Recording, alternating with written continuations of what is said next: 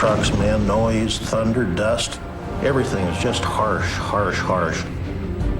It would forever change the West. Hoover Dam. Tonight on The American Experience. Major funding for The American Experience is provided by the annual financial support of PBS viewers like you, and by the Alfred P. Sloan Foundation to enhance public understanding of the role of technology. The foundation also supports the Sloan Technology Series, a collection of books chronicling the major technologies of the 20th century. And by Miracle Grow Plant Foods. For flowers, for vegetables, for a beautiful show, for lawns and for shrubs. Whatever you grow, a gardener's true friend is Miracle Grow.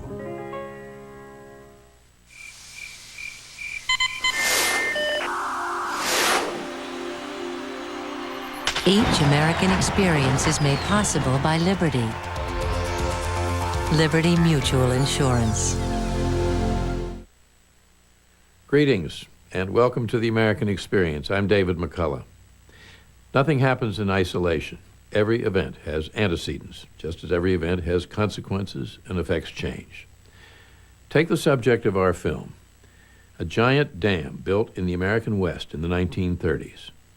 Its antecedents reach as far back as recorded history to the ancient Sumerians, who became a civilization largely because human ingenuity was applied to diverting the Tigris and Euphrates rivers to water a desert for farming, several thousand years before the birth of Christ. Most immediately and obviously, the Great Dam in the West meant profound change in the lives of those who built it, from engineers to bureaucrats to the army of construction workers and their families, who found themselves caught up in a task of a magnitude none could have imagined.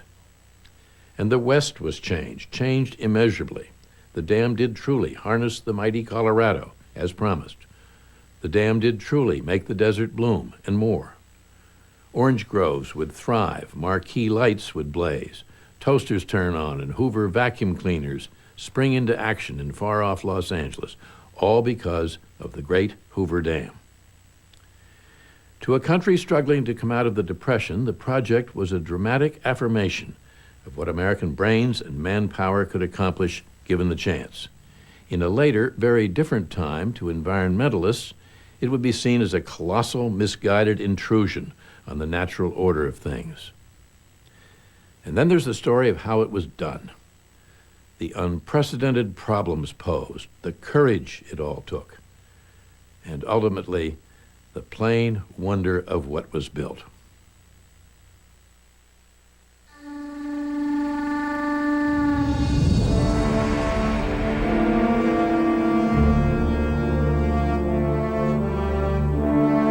It has been called an American pyramid, a 60-story colossus of concrete, built in the middle of a desert every bit as brutal as in ancient Egypt.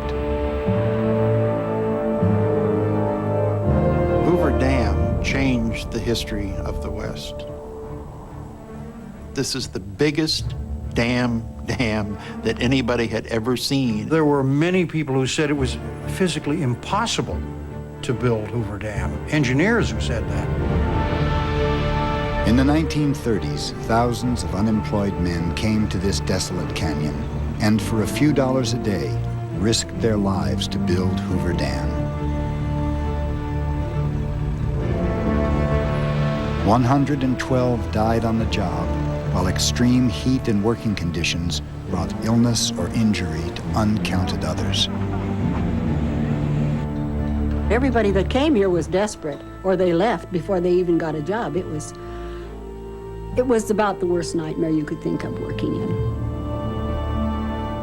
Their challenge was to harness the country's wildest river, the mighty Colorado, to bring water, power, and people to the Southwest.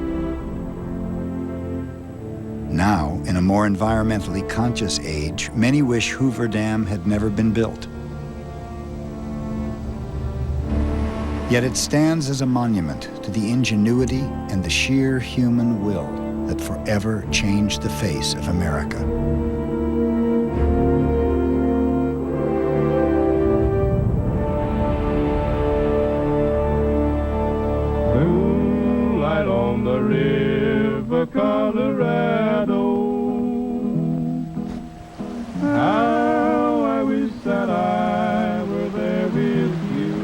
I loved that old river. It was beautiful. I'd swam the river, I'd boated the river, I'd taken people up the river on trips. Takes me back to days that we once knew. I felt bad to see it tamed, to tell you the truth.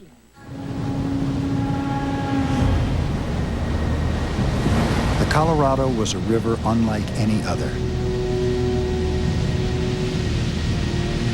Dark and red with mud and silt from carving out the planet's most magnificent canyons.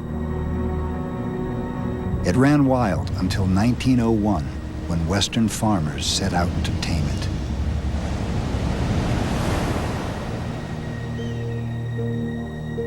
Their plan was to water the desert. Developers dug a canal system that brought the river west into Lower California and turned parched soil into a vast agricultural paradise they called the Imperial Valley. For 4 bountiful years, farmers thought they were living a miracle. Then, without warning, the river struck back.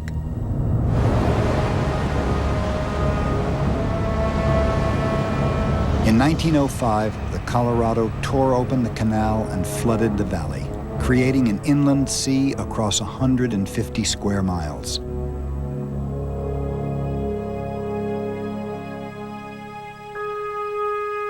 Over the next 2 decades, floods would wipe out thousands of farmers. Millions of dollars were lost. The river was an enemy.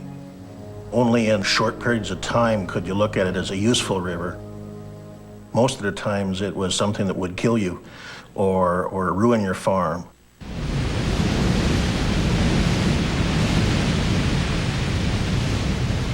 The Colorado River was out of control, and everybody says, we have no dams, we need a dam. And people started seriously looking at where to put a dam after 1907, up and down the river.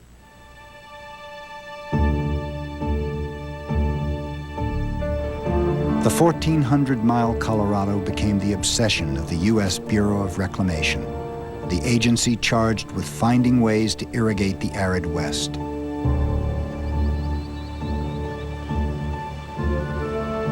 In 1920, the Bureau embarked on an ambitious plan to dam the Colorado and distribute its water hundreds of miles in every direction. It was called the Boulder Canyon Project. Survey crews were sent down the treacherous river to look for the best place to build what would be the largest dam in America. One of the slogans for the river at that time was that it was too thick to drink and too thin to plow.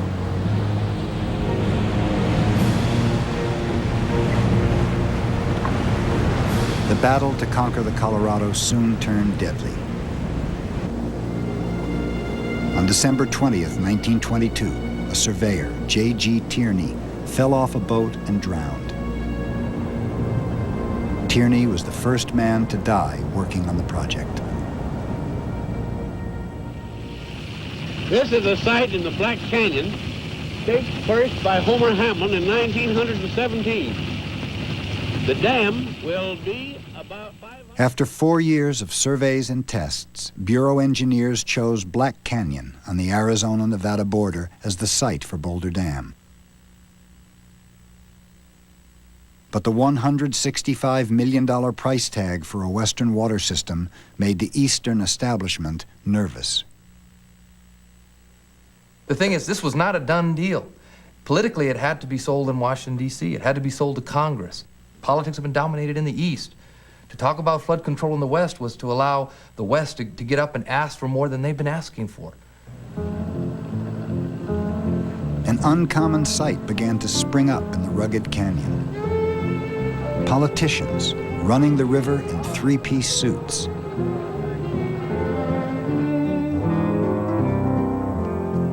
One of them was Herbert Hoover, the Secretary of Commerce and a former engineer. In 1922, Hoover negotiated an agreement among the 7 western states that shared rights to the water to be captured by the proposed dam. With a contract in hand, the project cleared its first big political hurdle. But convincing Congress to send millions out west seemed impossible until the Bureau came up with a way to pay for it: electricity.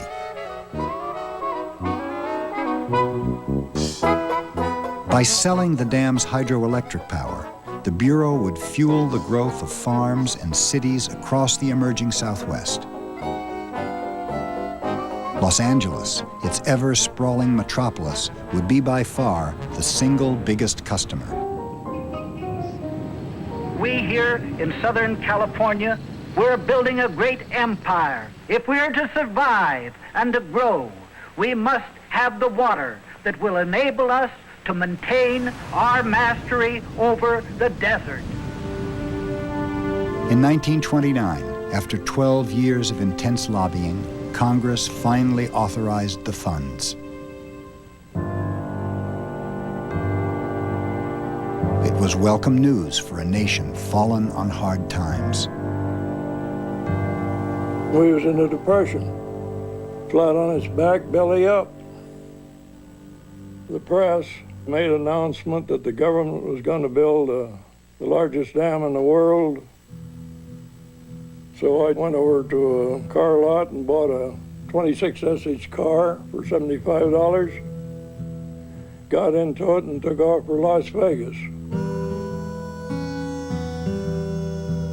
Las Vegas, of all places. 30 miles from Black Canyon, it was the only town anywhere near the dam site. Suddenly, thousands of jobless Americans were heading for a down-on-its-luck railroad stop in the middle of nowhere. They were desperate for work, and they were coming from anywhere and everywhere. Las Vegas was the Mecca. Las Vegas was an opportunity. Las Vegas was a place to bring one's family and maybe have a livelihood. Everybody took for granted that there was a job available when they got there. But the government didn't warn the people that building of the dam wouldn't start for almost a year, there wouldn't be any jobs. And to come out and set up camp out in the desert was a pretty rough deal. People were living hand to mouth, living at the Union Pacific Railroad station on the grass, courthouse grass. The town was overwhelmed.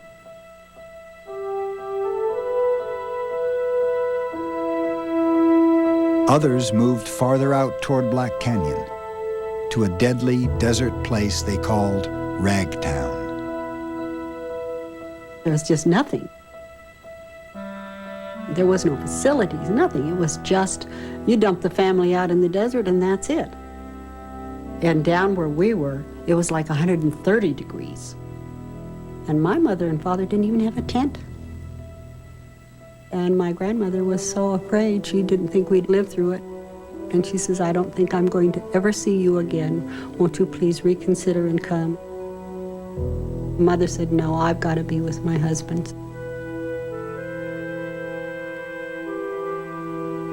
I suspect most people came from places where things were green. There was nothing green around here. Everything was baked and hot and brown. This was their future. As scary as it looked, fearful as this terrain was, this was their future and they knew it.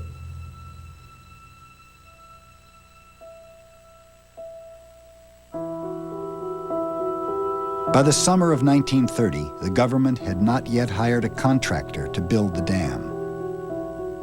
But the Bureau did begin laying rail and phone lines from Las Vegas out to Black Canyon. It hardly solved the unemployment problem, but it was a start.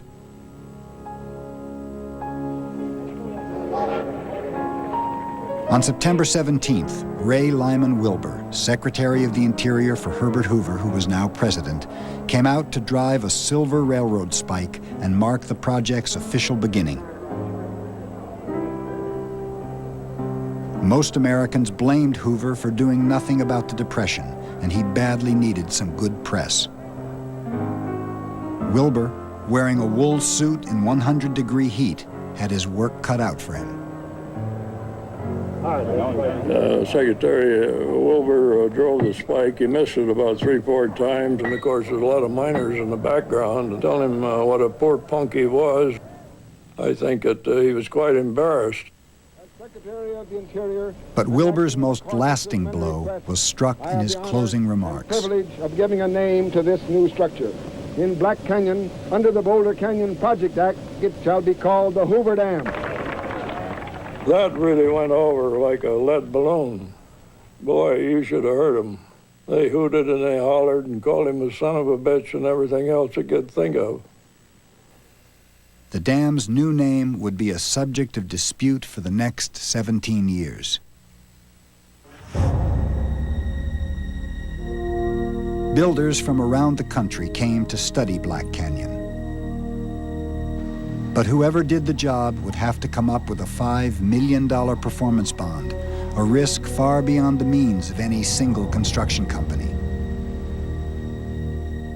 In the West, a group of independent contractors formed a partnership they called 6 Companies. Prominent among them were Henry Kaiser, an ambitious young road builder from Oakland, California, and his mentor, Warren A. Bechtel, a powerful old-line San Francisco contractor. The compelling temptation to build this thing drove them. They just wanted it. There was money to be made, and they made it. But there was something beyond that. This was the biggest project that anybody had ever thought of. The men of 6 Companies would be gambling their money and their reputations. But they had an ace in the hole, the one man they believed could pull it off, an engineer named Frank Crowe. He was a commander, a field commander. Everybody knew he was good at his work. Everybody knew he was firm and fair and consistent. What he loved best was getting his boots muddy down in the river bottoms, building dams. Frank Crowe had once been the Bureau of Reclamation's #1 dam builder. But when the Bureau decided to hire outside contractors for their most ambitious dam ever, Crowe quit his government job and signed on with the men who planned to build it. He was wild to build this dam. This was his dream, and he wanted to be known as the greatest dam builder who ever lived in America. When Frank Crowe appeared on the scene, he was unmistakable. Let's put it that way. At 6'3" to 6'4" in height, a commanding presence that made a lot of men feel like, wow, he's the boss.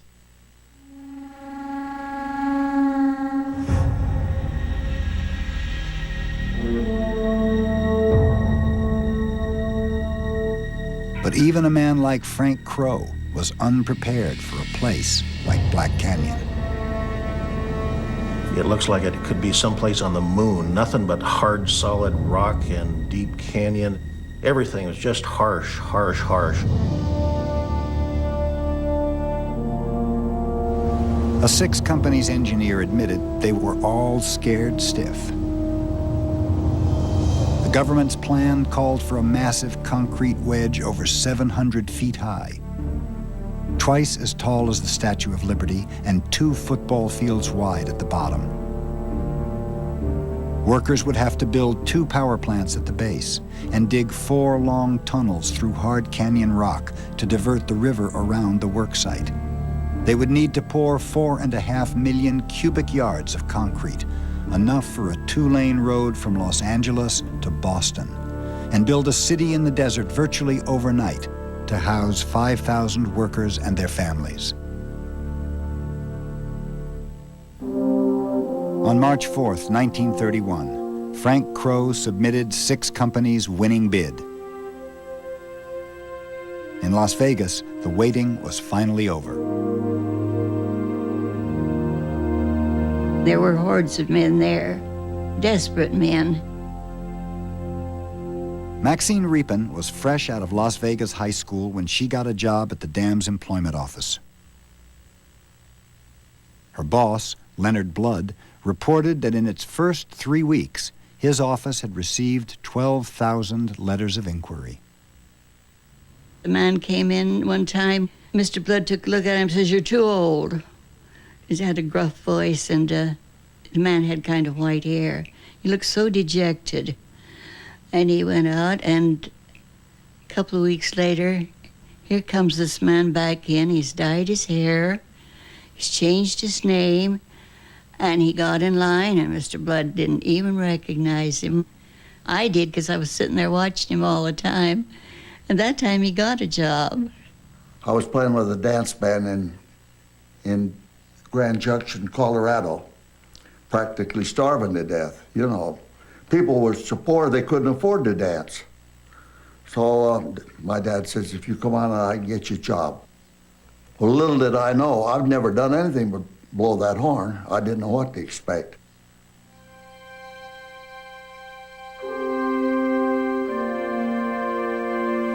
Trying to imagine how it must have been to go down there and start working that site, leaves me with a feeling like, God, what if you were the first guy down there and you picked up the shovel and looked around and say, well, I guess I'll start digging right here.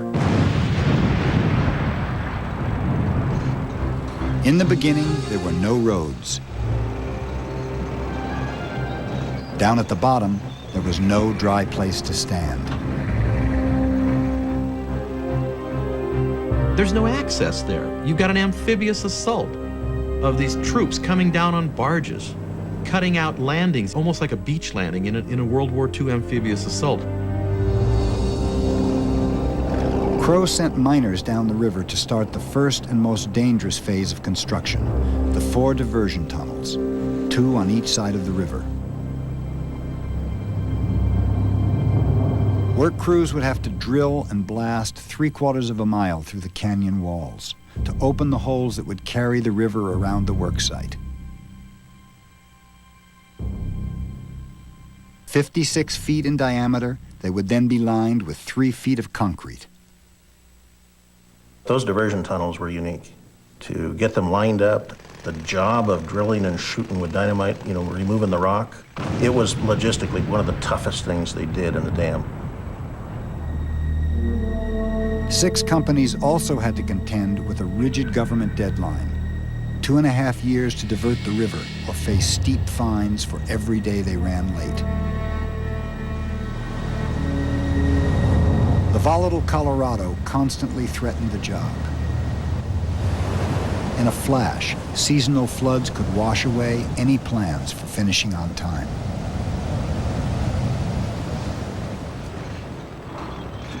An almost comic contraption turned out to be Frank Crow's best weapon against the tunnel deadline.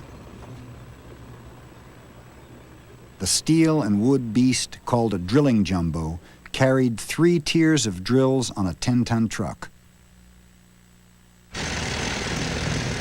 The rig was backed up to the face of the wall, and the 30 drills bored holes into the rock to plant dynamite. The jumbo could then be pulled away for blasting, and the whole operation moved to the next drilling area. That was a pretty clever idea, because before they'd have to put up staging.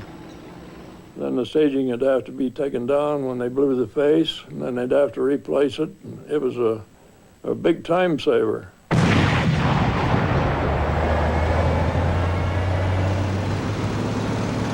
10 million cubic yards of rock had to be moved. Drag lines, electric power shovels, trucks, men, dynamite, drills, noise, thunder, dust.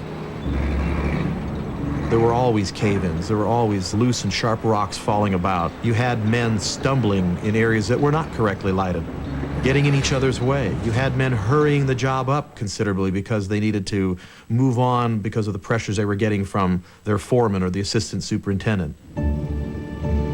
In the rush to make their deadline, 6 companies sacrificed safety for speed.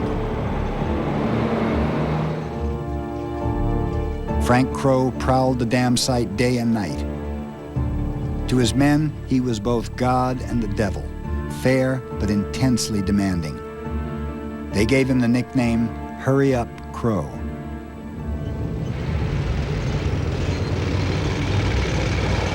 The 6 company foremen, they were on me all the time. Keep the trucks moving, everybody moving. I was the flag man, flagging dump trucks. And lo and behold, I took a look up there and I saw a high scaler way up high on the Nevada side, coming down. And he fell very close to where I was standing. So I take a quick look, thinking that there's no trucks coming, make a mad dash over to this guy. There's nothing I could do for him. Along come a hard-boiled superintendent, and I told him there's a man killed over there. And he said to me in no uncertain terms, "What are you gonna do with all these blankety-blank trucks? Eat them? Get the trucks moving. He can't hurt anybody."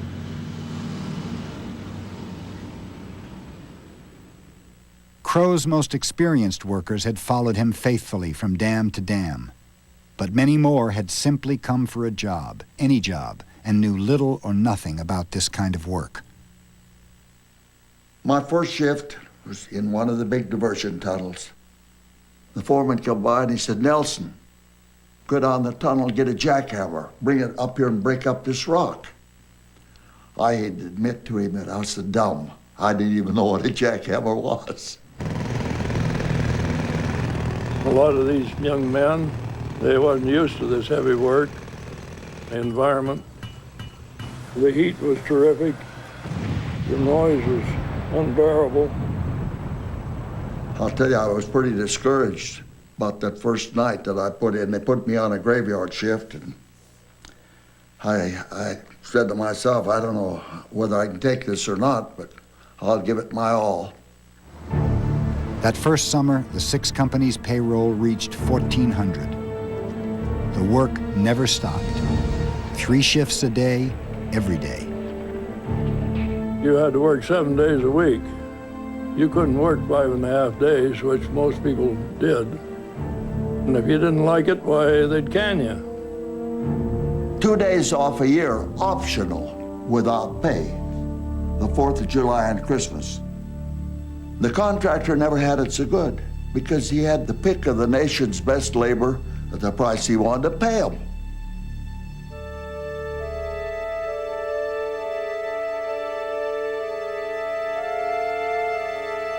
It was a brutal job under the best of circumstances. But the summer of 1931 was one of the hottest on record. The men worked in blistering heat without shade and adequate drinking water.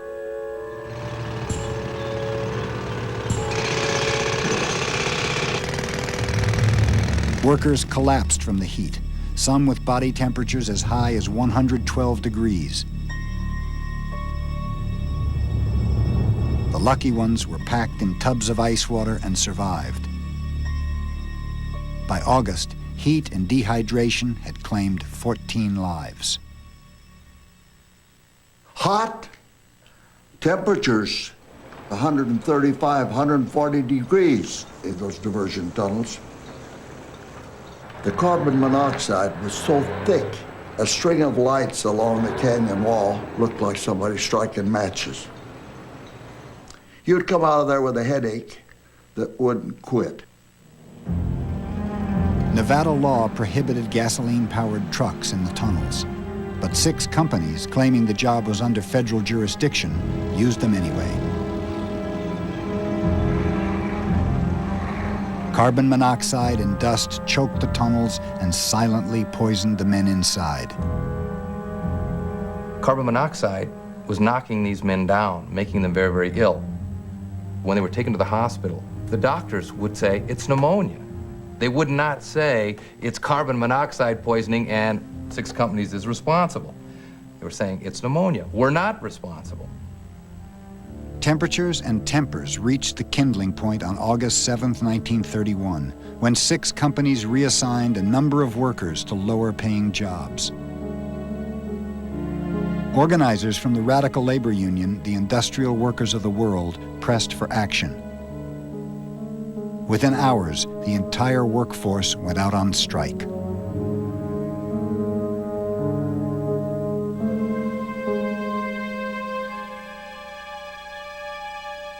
canyon fell strangely silent. Even the more loyal workers, not interested in union activity, not necessarily even interested in striking, we're at the point of saying, we've got to do something. They wanted clear water, good water, cold water. They wanted the electrical lines that were near puddles where people were being electrocuted to be moved. They wanted the dynamite put into safety places. The dam was moving so quickly that the 6 companies were not making the necessary provisions for safety. As much as they would say they were, they weren't. And the workers knew that. Frank Crow took the strike as a personal betrayal. His bosses at 6 companies stood firm. The workers will have to work under our conditions, they said, or not at all. They rejected every worker demand and banished suspected union members. After 6 days, the strike collapsed. Security was beefed up and a control gate installed, while Leonard Blood and his staff at the employment office began reassembling the workforce. One day, Mr. Blood was sick. Well, hungover's a better word, but anyway, he came by and says, Maxine, you'll have to do the hiring today. I'm going home. So they called in and wanted 90 laborers. They said, can you hire 90 laborers? And I said, sure. I had a lot of confidence when you're young. And I thought, now here's my chance to get all these young boys that haven't had a chance to go to work. And when they went out, the foremen were making a joke out of it. They said, when I did the hiring, it looked like a college campus. But when Mr. Blood did it, it looked like an old people's home. When whippoorwill calls. As the hellish year of 1931 turned to 1932, tensions eased when 6 companies finally moved workers and their families out of Ragtown and into Boulder City. I turn to the right. It was a modern model community, free of the liquor and gambling that was Las Vegas's stock in trade.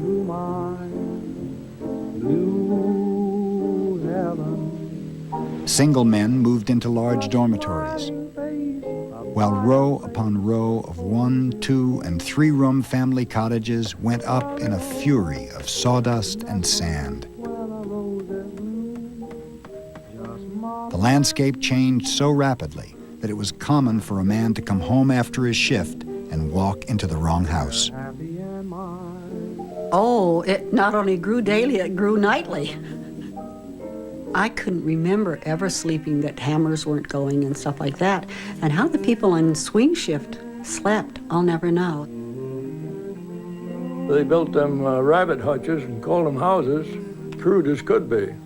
They cost about $500–600 a piece, and they rented them from $15 up, depending on how many rooms you had. But as one resident put it, to us, it was beautiful. In the unsettled world of the Depression, Boulder City offered families a security they hadn't known in years. They built community very fast. In the neighborhood, I knew every single neighbor loved me. I knew that. And I could go to any home, knock on it any day. There wasn't such a thing as fear of a child being out, and something happening to them. It was a fenced and gated world unto itself. Boulder City was run, really, very much like an army camp. Great restrictions on what could go on and what couldn't go on, and a law enforcement that saw to it that these things were carried out. Boulder City had elements of both the model town and the police state. There was a certain comfort level, but you gave up freedom for the comfort level. A shiny new mess hall served 6,000 meals a day. Every week, 12 tons of fruit and vegetables were shipped in, along with 5 tons of meat and 2.5 tons of eggs. For $1.15 a day, a man got 3 squares and all he could eat. This boxed lunch, they'd carry that down. Some of those guys could chunk 10 sandwiches in there, 2 pieces of pie, and maybe a couple oranges. In a nation where millions were going hungry, few ate as well as the workers of Hoover Dam. For Herbert Hoover, the Depression had taken its toll. He lost the 1932 election to Franklin Roosevelt by a landslide. A week later, he stopped off at the dam site on his way from California to Washington. He stayed only briefly and left just hours before his beloved project faced its most crucial test. On the morning of November 13th, the nation's media converged on Black Canyon to witness the historic attempt to reroute the Colorado. At 11:30 in the morning, a blast was put off down there near the entry in one of the big diversion tunnels. That was what put the show on the road. Now they had to force the powerful Colorado to change direction.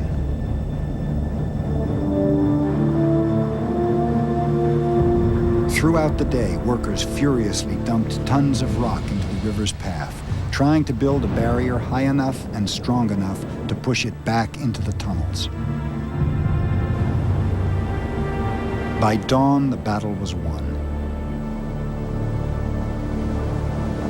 Man had moved the mighty Colorado from the bed it had known for 12 million years.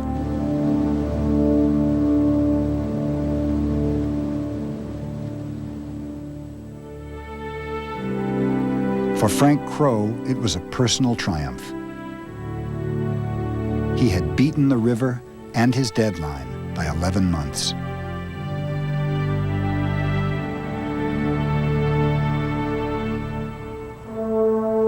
Once the water was being bypassed over that site, people came to worship in a way.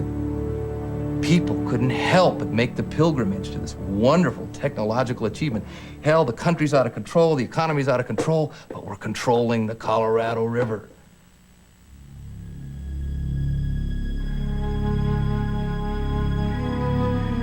The vast chasm seemed a slit through earth and time alike, wrote author Frank Waters.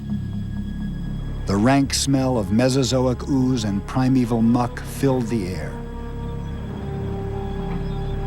Down below grunted and growled prehistoric monsters. Great brute dinosaurs, steam shovels and cranes, feeding on the muck, a ton at a gulp.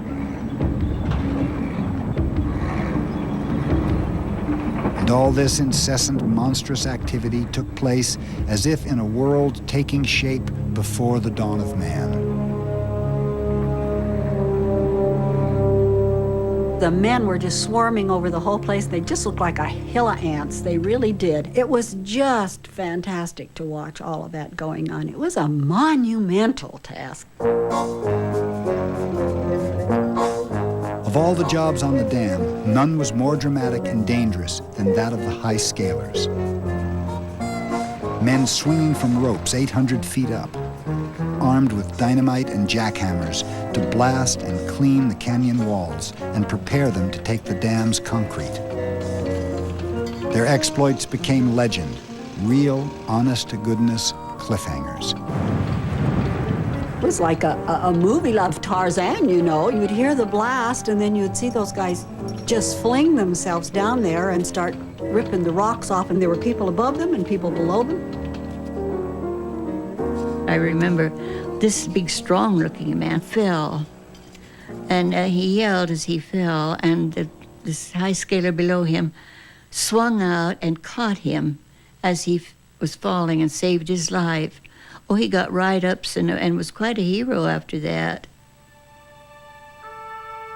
Others, there were 2 or 3 fell to their death, maybe even more.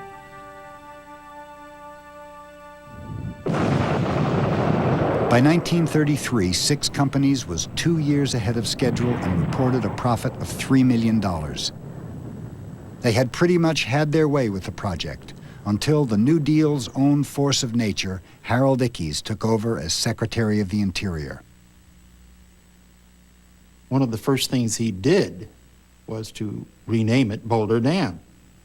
Now, this stemmed not merely from his stated position that it was not seemly to name a dam after a sitting president. But because he really did not like Hoover at all,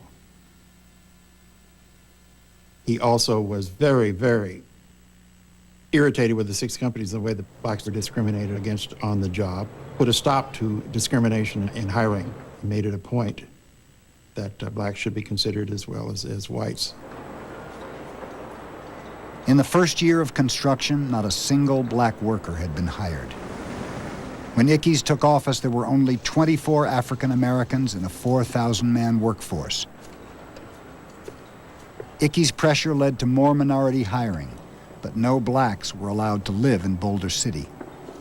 This was a closed community. Negroes were not, there was no way a Negro could get in here. No way anyone with a colored skin could get in here. Black workers were transported to the work site on separate buses and drank from separate water buckets. Hiring may have opened up, but the dam remained a segregated workplace.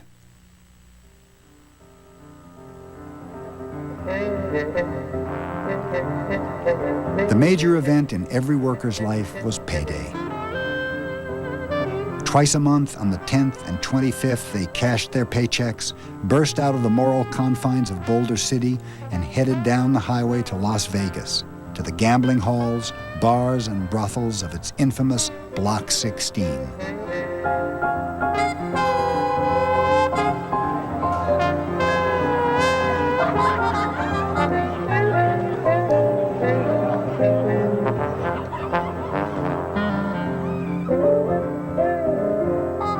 At sunup, the men would stagger back to Boulder City, and for the next 15 days, Las Vegas went back to bed.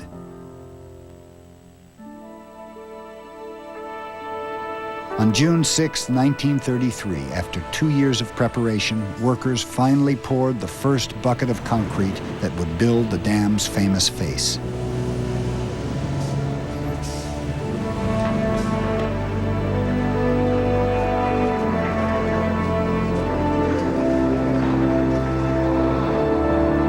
Frank Crow now had 5,000 men working in a deep and narrow canyon.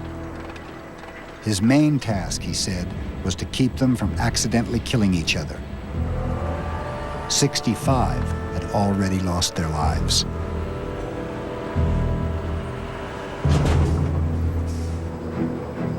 To transport the concrete, Crow designed an elaborate network of aerial cableways that carried material to almost anywhere on the dam site. Before long, the cables were delivering a concrete bucket every 78 seconds. Doggone, pretty tricky job. 20-ton bucket filled with concrete roaring down over the canyon just as fast as they could get it there. The fellow that was running the crane couldn't even see where that bucket was going. He was steering that thing by braille, boy, I'll tell you. The buckets poured concrete into blocks 5 feet deep that were stacked one on top of another in interlocking columns to form the dam structure. If the builders had tried to pour one continuous concrete wall, it would have taken 125 years to cool. Though legend claims otherwise, no workers were buried in the dam's concrete.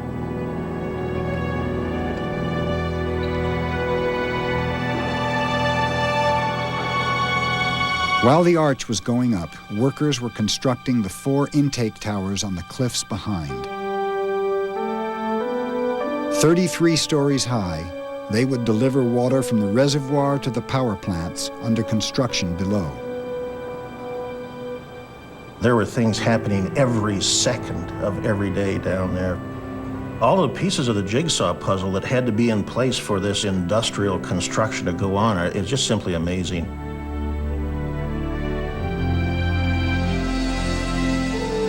Frank Crow's workers were pouring more concrete in less time than anyone thought possible. He had succeeded in turning a ragtag army of unemployed into America's most celebrated workforce. On February 6, 1935, the last bucket of concrete topped off the dam at 726.5 feet.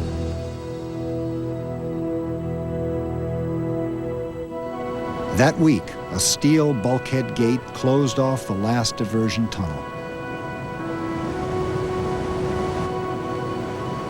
The Colorado slowly began to pool behind the dam. It would form Lake Mead, 115 miles long, 500 feet deep. We got into what I call now the little puddle that was the lake at that time, and we went up to the back part of the dam, and this great big structure, this, oh my God, big hunk of concrete corking up the Colorado River, and the intake towers sitting on the cliffs way up above us. Now when you go over the dam, it looks like the intake towers are right in the middle of the lake, you know, and the dam, you only see a small portion of it. You can't get the feeling of the immensity of the dam, and it looks a lot bigger from that side than it does from the face side. It really does. Dramatic. It looks like the hands of man holding back the canyon walls. From the beginning, the dam's visual design had been given extraordinary attention. The Bureau of Reclamation realized that this was an epic-making construction. And the consequence is that they called in Gordon Kaufman. And he took the banal details of the engineers that were in the original specifications, and he turned it into one of the great modern landmarks of the 1930s. Architect Gordon Kaufman gave the dam its futuristic style.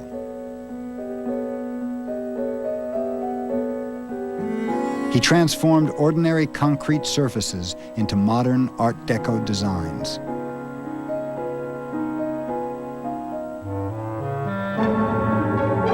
The electrical transformers took on the look of a 1930s Buck Rogers space movie.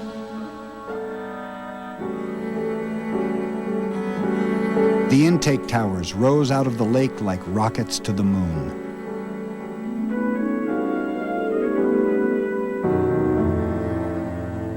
And the streamlined spillways gave the huge mass a constant sense of motion.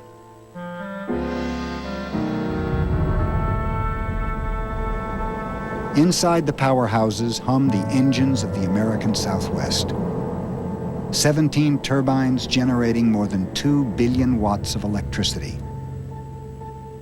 Enough to supply 1.3 million people. The power plant's terrazzo floors recall the Native American heritage of the land.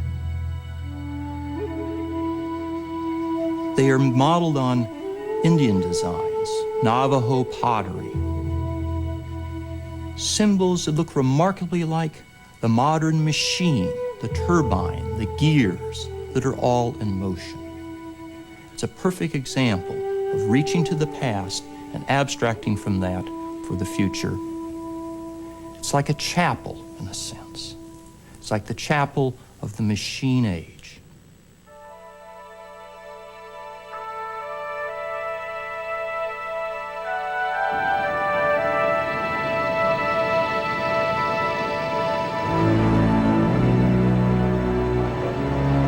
On September 30th, 1935, a crowd of 20,000 swarmed over what was being called the eighth wonder of the world. President Roosevelt came to dedicate the dam 2 years ahead of schedule. I have the right once more to congratulate you who have builded Boulder Dam, and on behalf of the nation to say to you, well done.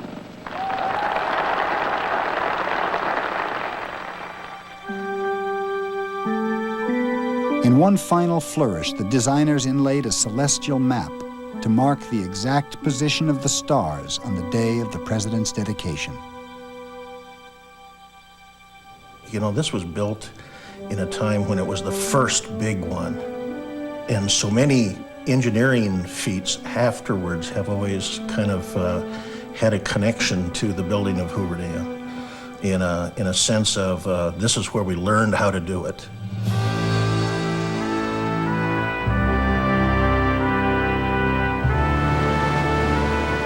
It was a very, very important thing as symbol of what they felt could be done in a world that had gone all to hell.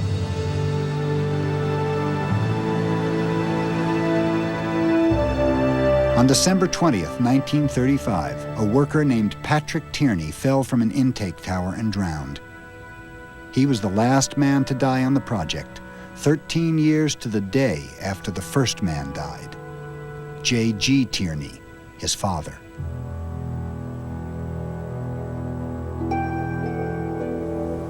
When I was looking at the dam, I thought of the young men that had given up their lives to build a damn thing. That's what I thought of when I was looking at the dam.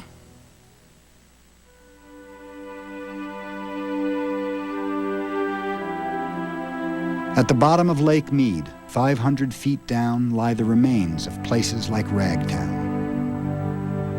The ancient river valley is long gone.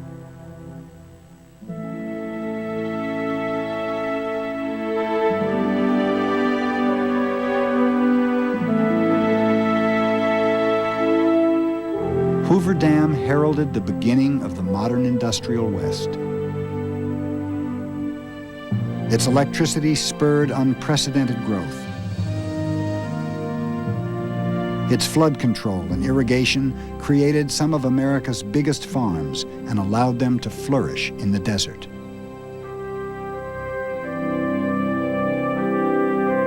The men of 6 companies went on to become some of the richest contractors in the world. And Frank Crow took home a $350,000 bonus from the job. He would build 4 more dams, but Hoover Dam, the name officially given it by Congress in 1947, stands as his crowning achievement.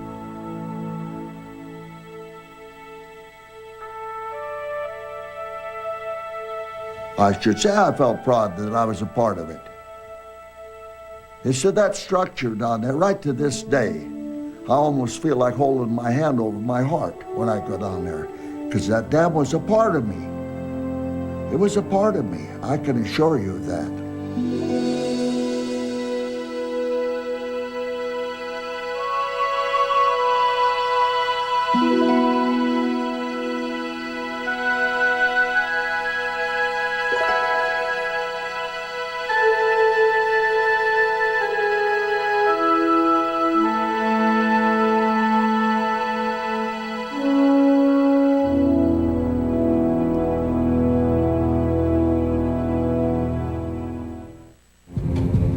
Log on to the American Experience online. Get the facts on American dams.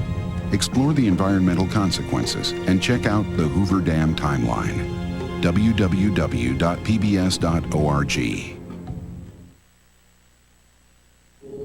Next time, no one had ever done it. Survive winter deep in the Antarctic. Admiral Richard Byrd would try. Alone on the ice. Next time on the American Experience. Moonlight on the river. Now stay tuned for The Road to Bloody Sunday, how the trouble in Northern Ireland began. This history. That I were there with you as I sit and find each lonely shadow takes me back to days that we. To order Hoover Dam on video cassette, call PBS Home Video at 1-800-PLAY-PBS. In harvest time you said, that's why I'm longing for you. When it's moonlight on the Colorado, I wonder if you're waiting for me too.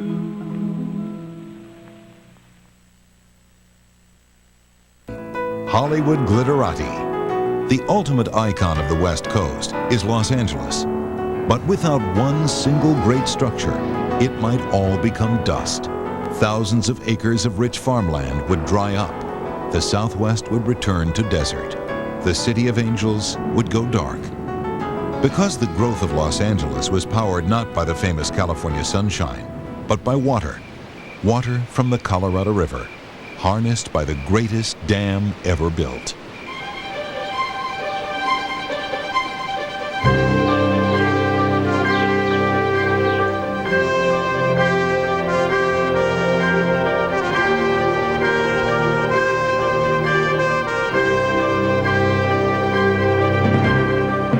No construction job was so ambitious. No dam was higher. No reservoir was bigger. No power plant was so productive. In every aspect, it was the greatest ever built. It was the world's largest and most important, Hoover Dam. That was the first major river plug in the world. There'd been lots of dams built clear back from the Middle Ages.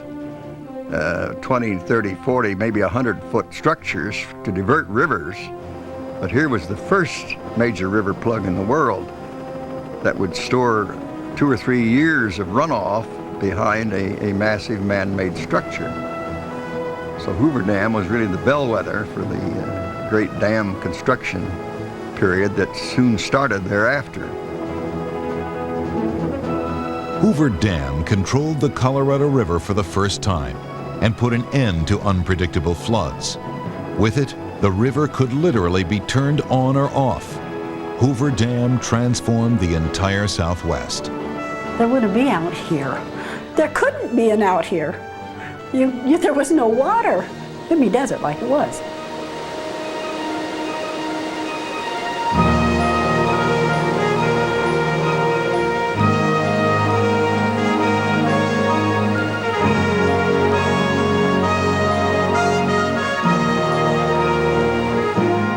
Those who labored with pride through blazing heat did more than build the dam.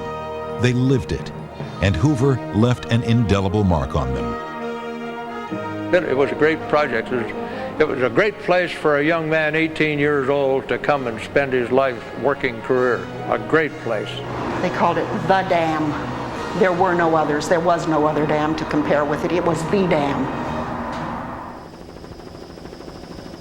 Behind Hoover Dam is the largest man-made reservoir in North America. Lake Mead holds enough water to cover the state of New York 1 foot deep.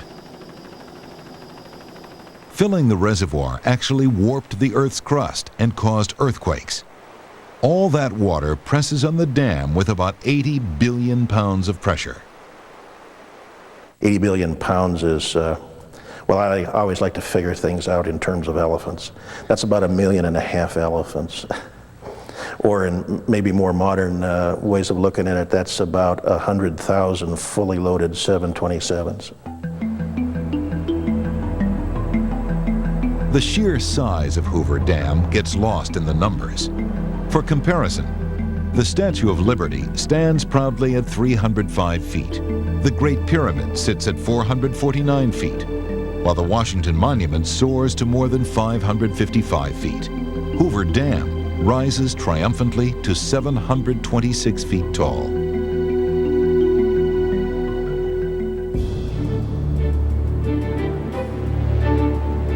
At the crest, Hoover is just 45 feet wide, but that's plenty of room for a busy road connecting Arizona and Nevada. At the base, it spreads to 660 feet thick.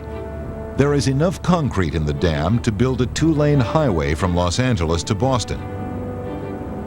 Hoover is a gigantic, awe-inspiring structure.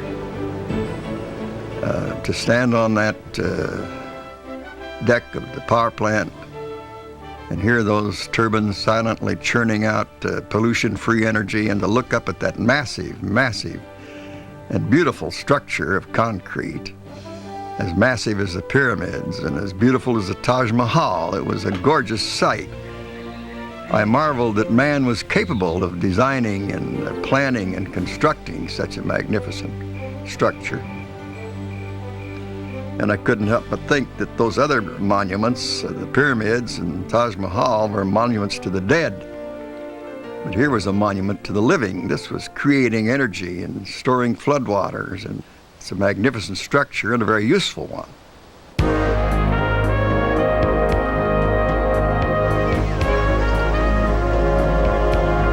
The Colorado River started as just a trickle of melting snow high in the Rocky Mountains. Gathering water from 7 western states, it carved the spectacular Grand Canyon. The river flowed past the dam site, sliced through the Mojave and Sonoran deserts, and ran 50 miles through Mexico into the Gulf of California. The river was so silty, it was said to be too thick to drink, too thin to plow.